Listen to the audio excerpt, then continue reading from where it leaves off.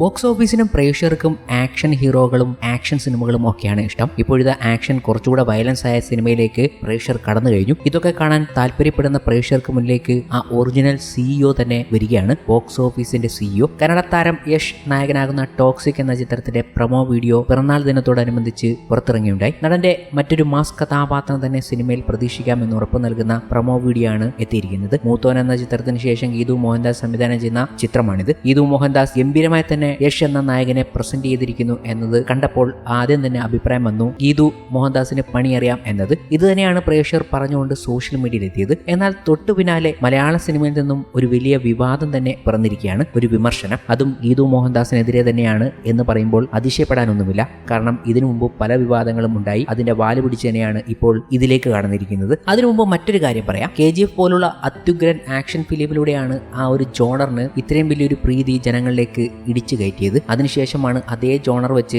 Marco എന്ന് വിളിക്കുന്ന Mollywood cinema അതുപോലെ പ്രേക്ഷകരിലേക്ക് എത്തിച്ചത്. കുറച്ച് കൂടുതൽ വയലൻസ് നിറച്ചുകൊണ്ട് എത്തിയപ്പോൾ അതിൽ ചില മോഹൻലാൽ റെഫറൻസുകൾ കൂടി മാർക്കോ ടീം അംഗങ്ങൾ എടുത്തു എന്നതും കാണാവുന്നതാണ്. ഉണ്ണിമുകുന്ദൻ നായകനായ മാർക്കോ എന്ന ചിത്രം രാജ്യമെമ്പാടും വലിയ വിജയം നേടുകയാണ്. 100 കോടിയിലധികം സിനിമ ഇതിനോടകം ആഗോളതലത്തിൽ കളക്ഷൻ നേടിക്കഴിഞ്ഞു. മലയാളത്തിൽ ദി മോസ്റ്റ് വയലന്റ് മൂവി എന്ന ബ്രാൻഡിലെത്തിയ സിനിമ ആക്ഷൻ രംഗങ്ങൾ കൊണ്ട് സമ്പന്നമാണ്. സിനിമയുടെ ആദ്യ ഭാഗത്തിൽ ഹോളിവുഡ് സ്റ്റൈലിൽ ഒരുക്കിയ കേജ് ഫൈറ്റ് സീനുകളും അതിന്റെ സെറ്റുമെല്ലാം സോഷ്യൽ മീഡിയയിൽ ചർച്ചാ വിഷയമാണ്. ആ രംഗങ്ങളുടെ റഫറൻസിനെ കുറിച്ച് പറയുകയാണ് കലാസംവിധായകൻ സുനിൽ ദാസ്. മാർക്കോ ഒരു സ്റ്റൈലിഷ് ചിത്രമായിരിക്കും എന്നായിരുന്നു ആദ്യം മുതൽ സംവിധായകൻ ഹനീഫ് അദേനി നൽകിയിരുന്ന ബ്രീഫിംഗ്. അതിനാൽ തന്നെ റിയലിസ്റ്റിക് ആയുള്ള സമീപനത്തിനപ്പുറം ചില കാര്യങ്ങൾ തങ്ങൾ ഫ്രീഡം എടുത്തിരുന്നു. അത്തരമൊരു ക്രിയേറ്റീവ് ഫ്രീഡം എടുത്ത രംഗങ്ങളായിരുന്നു സിനിമയുടെ ആദ്യ ഭാഗത്ത് കാണിക്കുന്ന കേജ് ഫൈറ്റിന്റേത് എന്ന് സുനിൽ ദാസ് പറയുകയാണ്. ഹനീഫിന്റെ ബ്രീഫിംഗ് തന്നെ ഇതൊരു സ്റ്റൈലിഷ് മൂവി ആയിരിക്കണം എന്നായിരുന്നു. പിന്നീട് സ്റ്റൈലിഷ് എന്നതിന്റെ ഏതറ്റം വരെ പോകാം എന്നായിരുന്നു നമ്മുടെ ചിന്ത. ഒരു ഫാക്ടറിയുടെ അകത്ത് നിയമവിരുദ്ധമായ ഒരു ഫൈറ്റ് നടക്കുന്നു എന്ന രീതിയിലാണ് കേജ് ഫൈറ്റ് കൺസീവ് ചെയ്തത്. ശരിക്കും നമ്മുടെ നാട്ടിൽ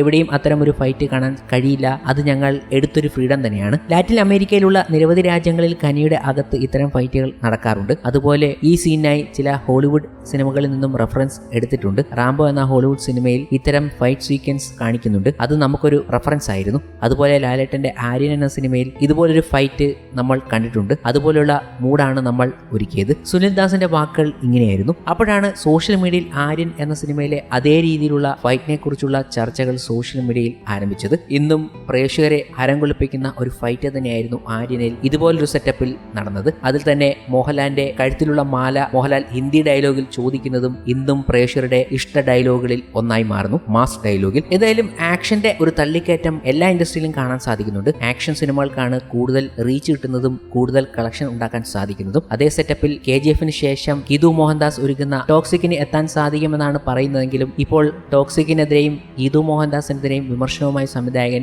നിതിൻ രഞ്ജി പണിക്കർ എത്തിയിരിക്കുകയാണ്. തന്റെ കസബ എന്ന സിനിമയെ സ്ത്രീവിരുദ്ധതയുടെ പേരിൽ വിമർശിച്ച അതേ വ്യക്തി മറ്റൊരു ഭാഷയിൽ സിനിമ ചെയ്തപ്പോൾ സ്ത്രീവിരുദ്ധതയുടെ വ്യാഖ്യാനം സൗകര്യപൂർവ്വം തിരുത്തിയെന്നാണ് നിതിൻ പറയുന്നത്. സോഷ്യൽ മീഡിയ ഹാൻഡിലൂടെയാണ് നിതിൻ രഞ്ജി പണിക്കറുടെ പ്രതികരണം. സ്ത്രീവിരുദ്ധത തരിമ്പും ഇല്ലാത്ത സ്ത്രീ ശരീരത്തെ വസ്തുവൽക്കരിക്കുന്ന ആൺനോട്ടങ്ങളില്ലാത്ത കസബയിലെ ആൺമുഷ്ക് മഷിയിട്ട് നോക്കിയാൽ പോലും കാണാൻ പറ്റാത്ത രാഷ്ട്രീയ ശരികളുടെ ദൃശ്യാവിഷ്കാരം. സെയ്റ്റ് എന്ന് പറഞ്ഞ് ഗിയർ കയറ്റിവിട്ട പുള്ളി പക്ഷേ സ്റ്റേറ്റ് കടന്നപ്പോൾ അവരുടെ സ്ത്രീവിരുദ്ധതയുടെ വ്യാഖ്യാനം സൗകര്യപൂർവ്വം തിരുത്തി എന്ന് നിതിൻ രഞ്ജി പണിക്കർ കുറിക്കുകയാണ്. ടോക്സിക് പ്രൊമോയിൽ നായകനായ യഷ് സ്ത്രീകളെ എടുത്തു ഉയർത്തുന്നതും അവരുടെ ദേഹത്ത് മദ്യം ഒഴിക്കുന്നതുമായ രംഗങ്ങളുമുണ്ട്. ഇതിന്റെ പശ്ചാത്തലത്തിലാണ് രഞ്ജി പണിക്കറുടെ പ്രതികരണം. A fairy tale of grown up എന്നാണ് ചിത്രത്തിന്റെ ടാഗ്ലൈൻ. ചിത്രത്തിൽ നയൻതാരയും കരീന കപൂറും പ്രധാന വേഷങ്ങളിൽ എത്തുമെന്നും റിപ്പോർട്ടുകളുണ്ട്.